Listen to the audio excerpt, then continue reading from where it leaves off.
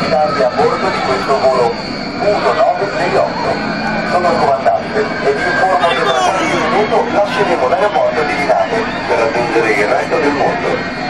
Durante il tragitto avremo occasione di ammirare il Mediterraneo, il Mar Rosso, l'Oceano Indiano e sorvolare le montagne rilevate del nord Italia.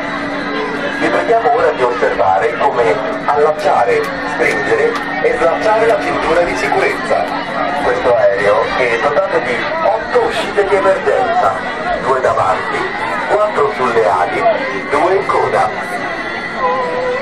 Tutte le informazioni relative alle norme di sicurezza sono riportate nel cartoncino disponibile nella tasca della poltrona di fronte a voi. Vi invitiamo a mantenere le cinture di sicurezza allacciate fino a quando l'apposito segnale verrà spento.